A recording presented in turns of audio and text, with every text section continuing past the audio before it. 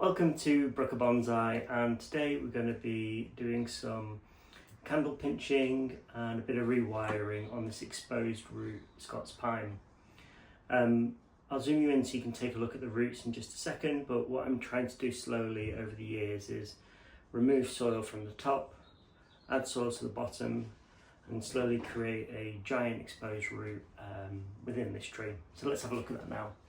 So as you can see here, we've got some really nice exposed roots that are starting to form on the tree,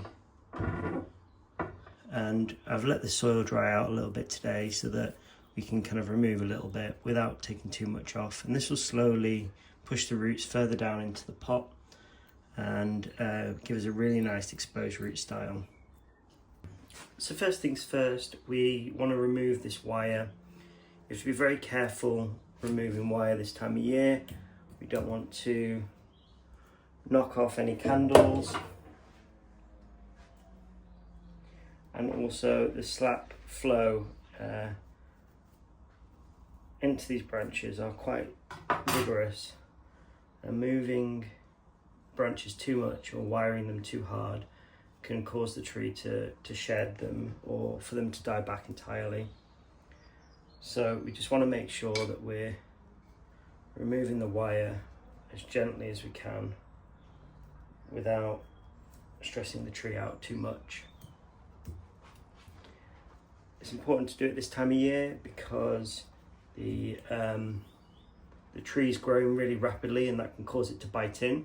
With pines, you do want it to bite in a little bit, so you can see here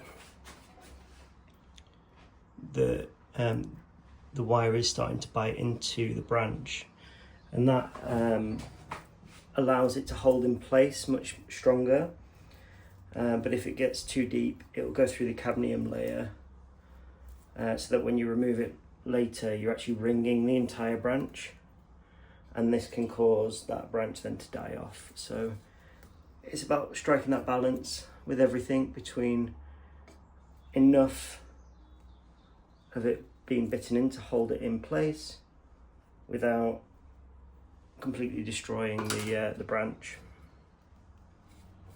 So all I'm doing for this is just bracing the branch with my hand here and then slowly unwinding the wire. This is copper wire, so it's specifically for bonsai, and you can reuse this. So I think I bought a load of reels when I first started bonsai 4 years ago, and I'm still reusing scraps of wire like this for my trees.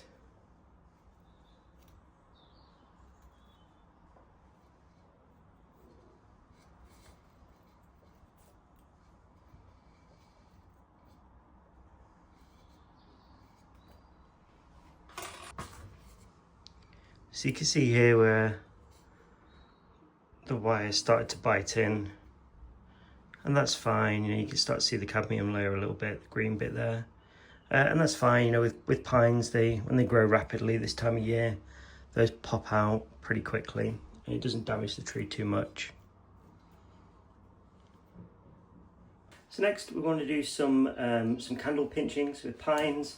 These are what we call candles.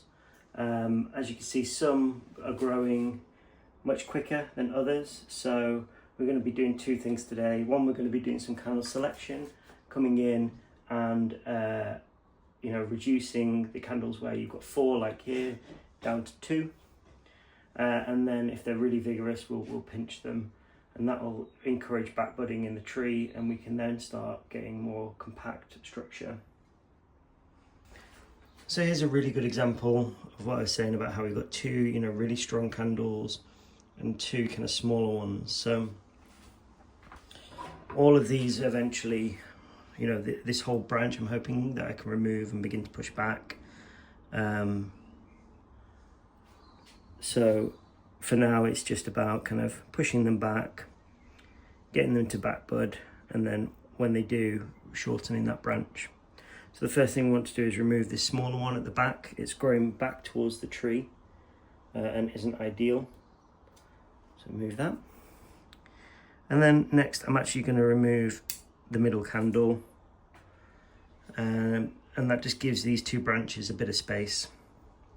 Finally, we're going to do some candle pinching. So you can see here, got some needles. I'm going to hold the tree like so and just pull up with my hand like that, and that will cause it to back bud.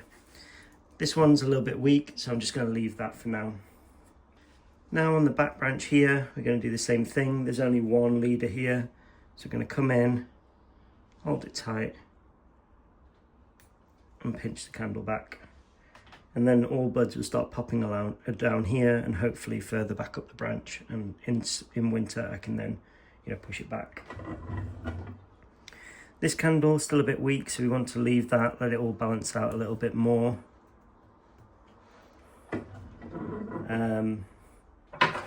There's an inside one here that we actually want to keep, so I'm going to let that run.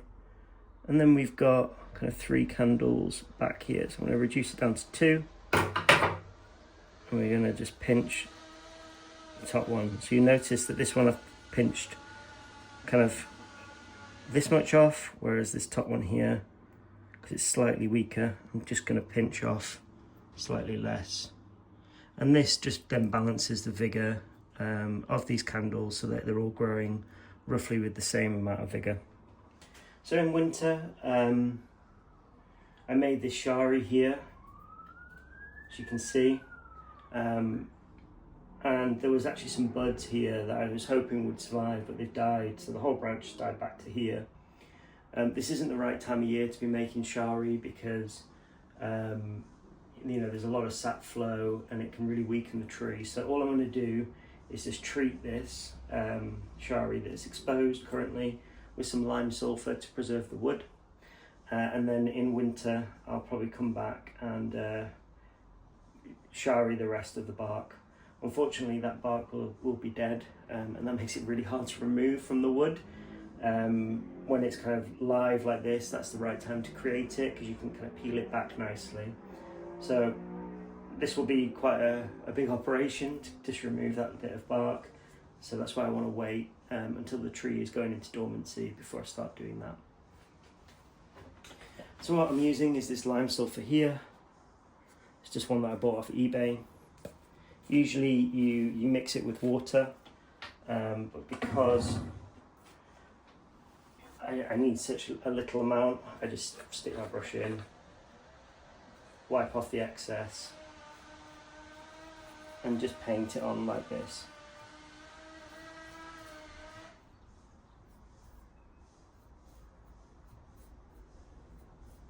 And you'll notice it's yellow at the moment, but once the lime sulphur dries, it will turn a really nice white, a bit giving it that kind of sun bleach look. And what this does is it's just preserving the wood, so that in the UK when it rains quite a lot, the wood's not getting damp and rotting, and you can then keep your shari for much longer. Eventually it will rot away because it's wood at the end of the day, but this will help you kind of keep it for a little bit longer. So the final step is just to expose some more of these roots. We're not going to take too much soil off, just whatever's loose at the top. And every time I work on the tree, I just scrape a little bit more back every time. And then that top layer dries out, becomes loose, and then the next time I'm doing something like this, I'll scrape that next layer off. And hopefully, over time, I can begin to walk the tree back and begin to expose more and more of these roots here that you can see. So that's the tree now, all candle pinched, de-wired, and we've scraped the soil back a little bit. So if you've made it this far in the video, don't forget to give us a like and let us know your thoughts in the comments below. If you're new to the channel, welcome. There's a subscribe button in the bottom corner of the screen. I'm going to now give this tree a really good watering. As you can see, the soil is quite dry, and then I'll put it back out on the bench to soak up the sun for the rest of the summer. So look forward to seeing you in the next one.